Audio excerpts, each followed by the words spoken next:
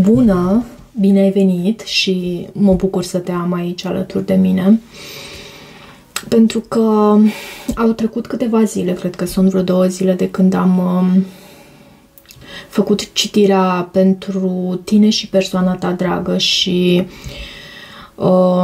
am văzut care era dinamica între voi. Aș vrea de data aceasta să încercăm din nou acea citire și să vedem ce se întâmplă între voi în momentul de față. Bineînțeles, este un mesaj colectiv și pentru unii e posibil să rezoneze, pentru alții mai puțin. Eu am să folosesc pentru început acest oracol. Cred că este oracolul Mystic Love pentru cei interesați. Și vreau să întreb ce urmează între tine și această persoană. Onestitate, adevăr. Văd această bufniță și se pare că vei auzi din partea acestei persoane. Pentru că avem call, te va suna, te va contacta cumva anume și cu adevăr simt adevăr din partea acestei persoane și lucrul ăsta e bun. Vedem însă și ce fel de atitudine are. Ce urmează între tine și această persoană? Ce urmează între tine și această persoană? Ce este cu acest adevăr de aici? Ce adevăr are să îți transmită această persoană? Regretă. Avem regret, greșeli, regretă aceste greșeli și poate faptul că te-a mințit, că a păstrat secrete. Da, vei auzi din partea acestei persoane. Își va lua inima în dinți cumva și va încerca să își exprime regretul pentru... Totuși, acest card nu mi place atât de mult. Vorbește despre minciuni, avem și o mască aici, poate păstrează în continuare anumite secrete, poate fi și astfel. Totuși, mai dă-mi o carte aici, mai dă-mi o carte. Ce mai avem? Îi e dor de tine. Îi e dor de tine, deci e clar, există în continuare o distanță și asta dacă nu din punct de vedere fizic, cu siguranță există o distanță sau o distanțare în planul acesta emoțional și în continuare avem acest card la baza pachetului. Această persoană nu este complet onestă, poate în privința banilor sau în privința viitorului vostru împreună. Și mai văd de asemenea faptul că această situație nu este soluționată, nu este... Încă mai urmează să se petreacă lucruri între voi. Asta, bineînțeles, ține și de tine, draga mea sau dragul meu, pentru că dacă tu nu îți mai dorești să ai de-a face cu această persoană, tu poți să preiei controlul asupra vieții tale, bineînțeles, nu asupra vieții altora, dar asupra vieții tale tu poți să preiei controlul, să îi comunici universului ceea ce îți dorești cu adevărat. Și hai să vedem acum din tarot. Am acest tarot Psychic Tarot și vreau să văd gânduri, sentimente, acțiuni din partea ta și din partea acestei persoane. Ce gândește, ce simte și cum va acționa această persoană, dar și din partea ta vreau să văd energiile. Data trecută a fost așa ușor, nu știu, mi-a dat sentimentul de încheiere. Există mișcare pozitivă înainte. Fie tu mergi tot înainte pe drumul tău, pentru că această conexiune cu adevărat te-a făcut să suferi.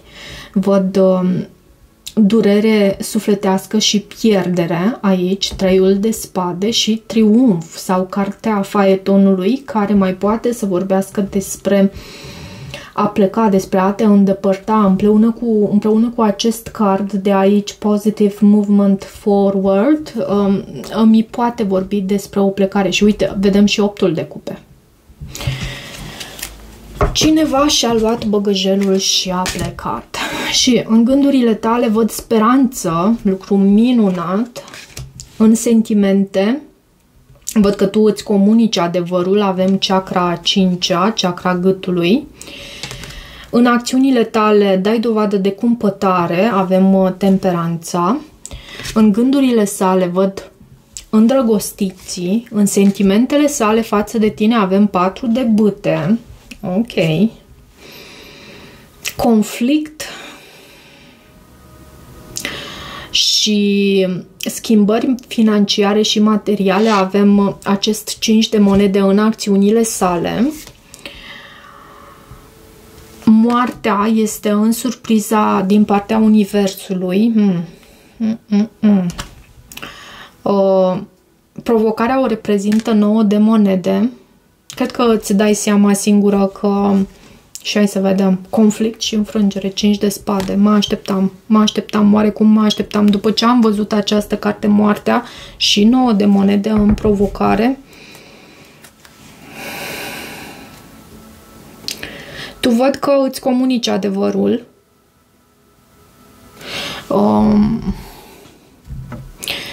Văd că ești foarte bine conectată cu chakra gâtului. O ții în echilibru și vorbești într-un mod autentic. Poate ai foarte mult vărsător pe harta natală sau chiar aer. Văd foarte mult albastru și mai văd și cartea steaua. Mai văd săgetător aici, gemeni, de asemenea, fecioară, scorpion. Văd și puțin foc. Apă, nu văd foarte mult. Apă. Lipsește elementul apă. Chiar nu-l văd deloc. Avem aer, avem pământ, avem foc. Dar nu avem apă.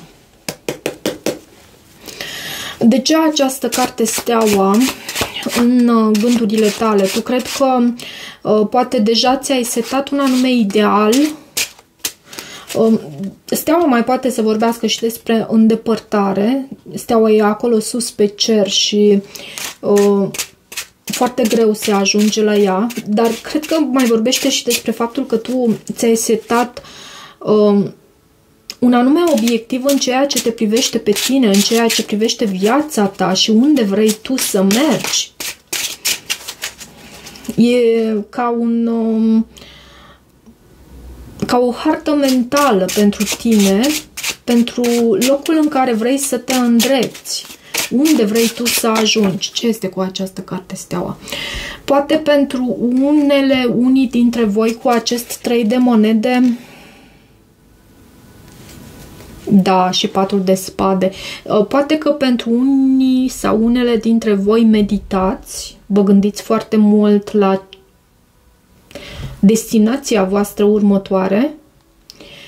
3-ul de monede mai vorbește și despre colaborare, însă 3-ul de monede vorbește și despre muncă asiduă, despre a depune efortul necesar pentru ceea ce tu îți dorești, pentru această stea, pentru acel ideal înalt, pentru acel scop al tău.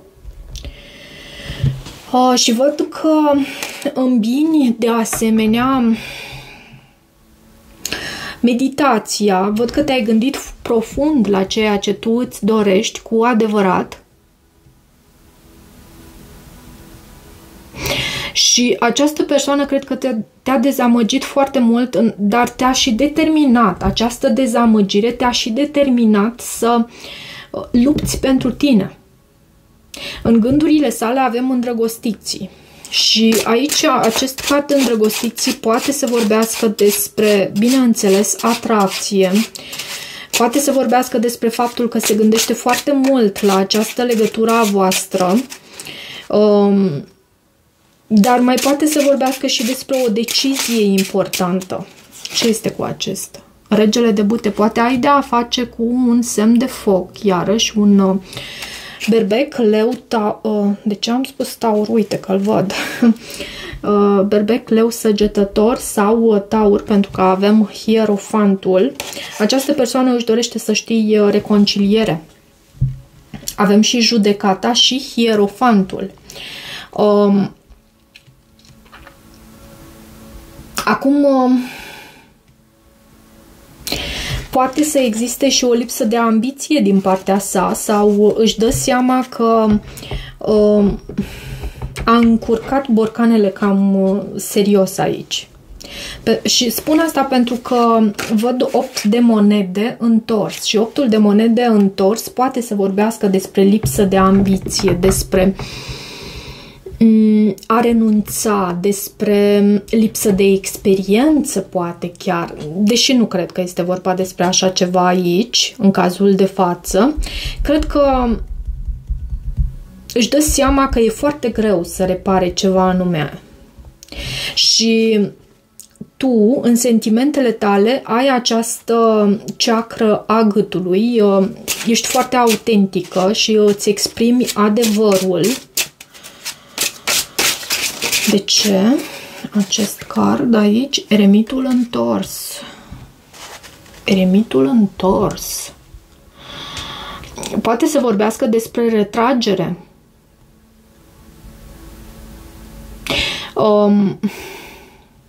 Vezi tu, eremitul și în poziția sa normală poate să vorbească despre retragere, dar este vorba despre, în poziția sa normală, vorbește despre o anumită solitudine,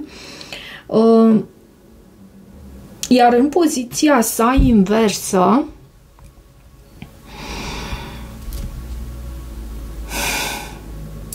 îmi spune aici mie, poate ai și fecioară pe harta natală, îmi spune aici mie că ai fost atât de mult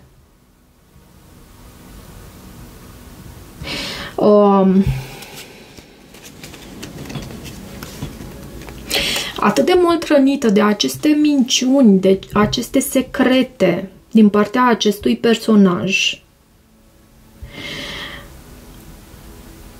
că pur și simplu nu mai poți să ai încredere. Și tu exprimi acest lucru.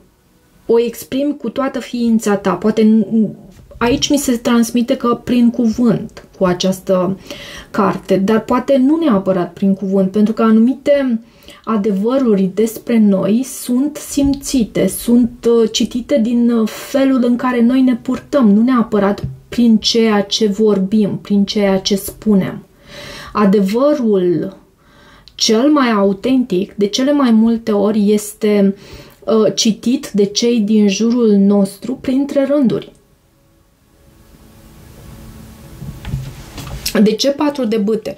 4 de bâte este cartea stabilității, este cartea flăcărilor gemene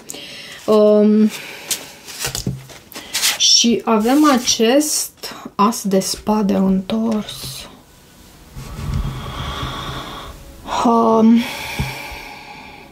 Poate să vorbească despre faptul că această persoană simte că a fost înțeleasă greșit.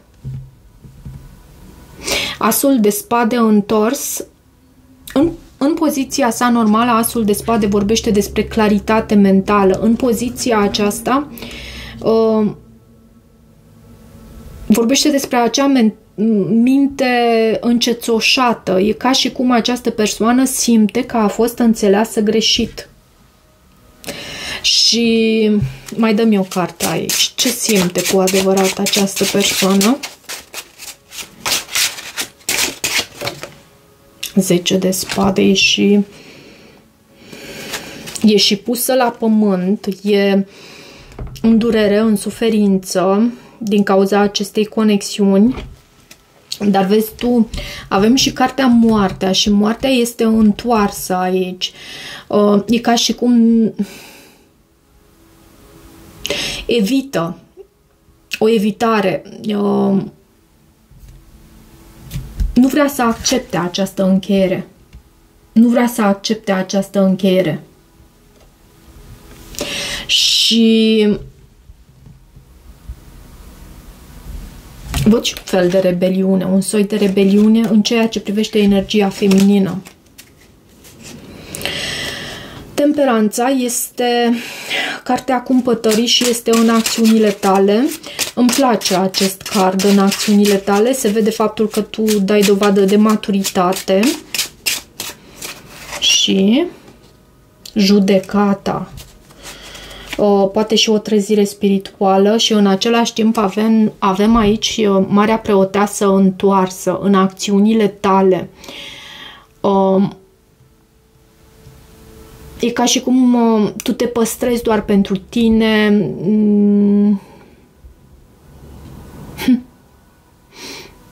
Este și o carte a secretelor, această carte, Marea Preoteasă întoarsă. O retragere foarte mare din partea ta și asta pentru a nu duce la înrăutățirea lucrurilor dintre voi. Cumva tu îți păstrezi pentru tine. Chiar dacă avem acest card, a 5-a chakră în sentimentele tale, eu nu cred că există foarte multă comunicare în planul 3D între voi. Nu cred. Și poate că și acest lucru duce la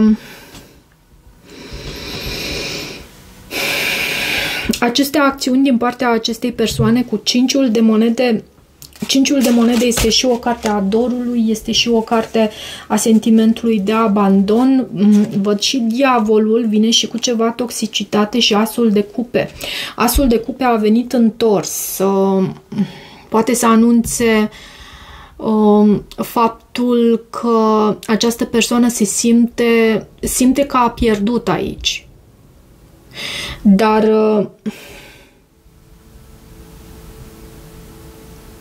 poate ai de a face și cu un Capricorn. Dar tocmai faptul că simte că te-a pierdut cu acest as de cupe întors, tocmai acest lucru, să știi că scoate latura cea mai negativă din această persoană. Diavolul aici anunță faptul că se simte în continuare legat ca în lanțuri, precum cei doi de aici. Poate de aceea tu ai avut acea Mare Preoteasă întoarsă, cumva retragerea ta vorbește foarte mult și despre, sau este și din cauza acestei persoane, din cauza toxicității pe care această persoană o aduce aici. Transformare, cartea Moartea, o avem în surpriza din partea Universului. Ce este cu această carte Moartea? Marea Preoteasă întoarsă și 2-ul de spade.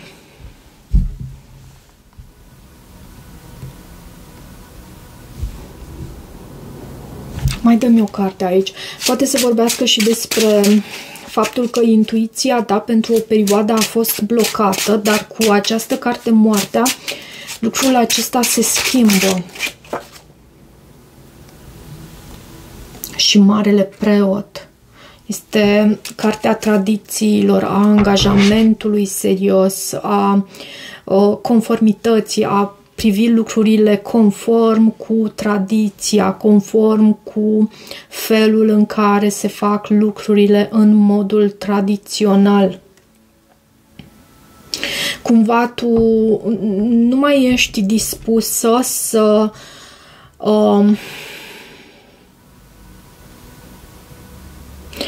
faci kilometri când această persoană nu e dispusă să facă un pas înspre tine. Ceva de genul ăsta.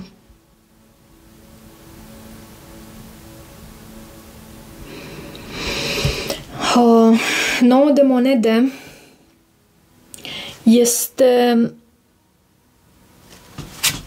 9 de monede este aici în provocare și, bineînțeles, este cartea independenței. 8 de bâte, nu există comunicare. 8 de bâte a venit întors. Poate să vorbească și despre o perioadă de frustrare, de instabilitate, despre a face câțiva pași înapoi în această conexiune. Cineva nu e deschis la o ofertă și cred că oferta vine din partea acestui om, dar nu cred că este concretă. Cred că ar vrea să facă anumiți pași înspre tine, însă te vede pe tine și atitudinea ta față de această persoană și nu îndrăznește. Simte că a pierdut. Văd și acest 5 de spade, scuze. Conflict și înfrângere. Așa este denumit în acest tarot. De ce acest 5 de spade în viitorul apropiat? De ce acest 5 de spade aici? 2 de cupe întors. Vorbește despre separare, să știi. Și 5 de cupe. 5 de cupe. Nu, acum tu vezi cum rezonează, însă nu forța lucrurile cu o persoană care, repet, nu e dispusă să facă un pas înspre tine sau ceea ce face pentru tine e mult prea puțin. Ceea ce face pentru această conexiune e mult prea puțin. Gândește-te de asemenea că poate tu ți-ai dorit cu adevărat ceva cu această persoană, însă respingerea din partea universului este de fapt protecția universului pentru tine. Este vorba aceea în engleză, God's rejection is God's protection sau așa ceva.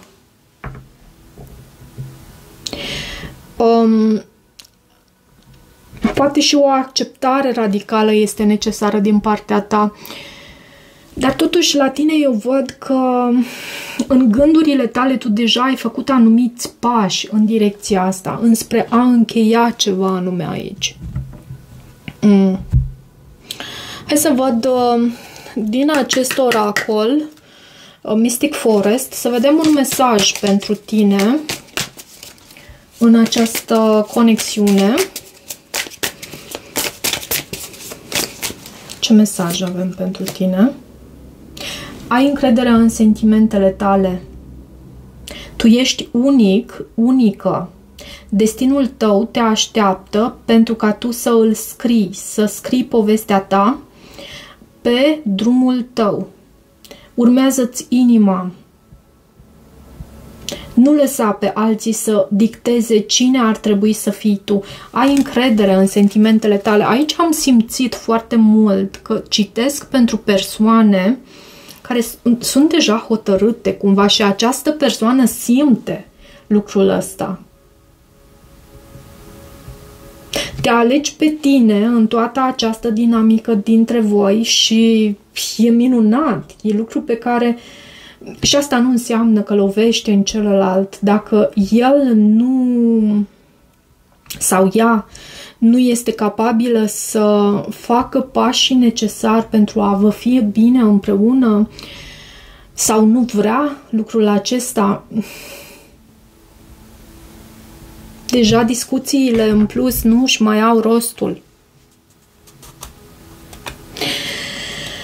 Ok, cred că este un sfat pentru tine acesta. Ai încredere în sentimentele tale pentru că te vor duce, bineînțeles, dacă tu îți aliniezi gândurile, sentimentele, cuvintele și acțiunile, te vor duce departe. Dacă rezonezi cu acest mesaj, nu uita să te abonezi canalului, să mai treci pe aici, să îmi lași o apreciere și un feedback al tău Poți să devii și membru al acestui canal, poți să-mi scrii pentru citiri private, găsești detalii de contact în descrierea videoclipului. Eu îți mulțumesc și toate bune!